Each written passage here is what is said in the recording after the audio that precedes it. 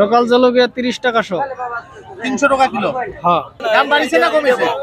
বাড়ছে। বাড়িছে। ও সবজি শাক-পাচলির দাম কিমান? শাক সবজির দাম 40 টাকা পালং কিলো। শাক কিলো। ও বাড়িছে না? বাড়িছে।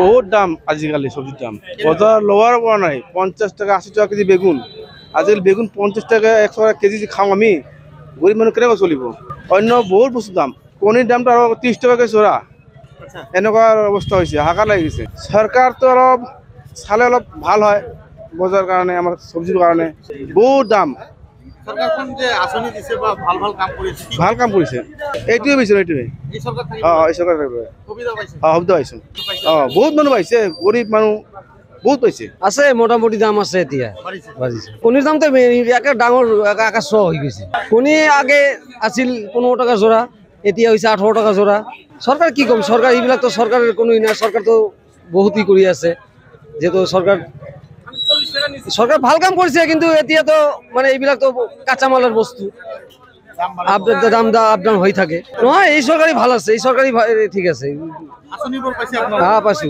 সব পাইছো হ্যাঁ সব পাইছো ভাল কাম কৰিছে? হ্যাঁ ভাল কাম কৰিছে মানে সবজির দাম বিশেষ করে বহুত দাম বাড়িছে বেশিরভাগে মরিচের দামটু বেশি বাড়িছে মানে ধারণের জলকিয়াটু মানে সেইটো গভর্নমেন্টে তো কই থেকে বস্তুর দাম কম তো সেইটো কন্ট্রোল করার ক্যাপাসিটি হল আমার সাপ্লাই ডিপার্টমেন্টের কিন্তু আমি দেখা পাও তো বহুত দিনের পরা সাপ্লাই ডিপার্টমেন্ট কিন্তু বাজারতই নাহে এটা কন্ট্রোল নকরে তো এনেকৈ যদি বাজার ধীরে ধীরে বাড়ি থাকে মানুহে বাজার কৰিব কেনেকৈ মার্কেটের টকার নাটনি কোনো ইন্ডাস্ট্রি নেই ধুবড়িত আমার চলাফুরা তো অসুবিধা বেশিরভাগ দুখীয়া মানুহ বেছিকৈ অসুবিধা যিহেতু চাকরিজীবী আছে সিহঁতৰ কথা বেলেগ কিন্তু আমি তো বাজাৰ কৰিব নোৱাৰো 1 কেজি জলকিয়া কিনিলে এতিয়াও 100 টাকা 80 টাকাৰ তলত পোৱা নাযায় বেঙেনাৰ দাম বাঢ়িছে।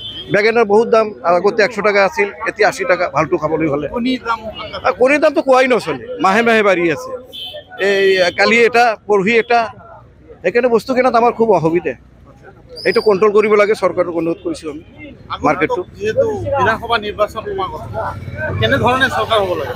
বিধানসভা নিৰ্বাচনত আমি বিচাৰোঁ যেহেতু চৰকাৰে আমাক নিৰাপত্তা দিব পাৰে আমি যাতে সকলোৱে জাতি ধৰণে মিলি তুলি চলিব পাৰোঁ আৰু যিয়ে আমাক সহায় কৰিব বস্তুৰ দাম গেলা বস্তু বা যিকোনো লাইনত আমাক যিটো কন্ট্ৰোল কৰিব তেনেকুৱা আমি বিচাৰোঁ শাসনৰ দৃষ্টিত চৰকাৰখনে তো বহুত কিবা কিবি আঁচনি দিছে আঁচনি দিলে আঁচনিটো গোটেইবিলাক মানুহে পোৱা নাই না সেইটোতো বাছি বাছি দিয়ে যিবিলাক পাব লাগে সেইটো নাপায় বেলেগে পায় মানে এফালে দাম বঢ়াইছে আনফালে আঁচনি আঁচনি দিছে আঁচনি দিয়াত আমাৰতো লাভ নহয় আমাৰ বস্তুৰ দাম কৰোঁতে লাভ হয়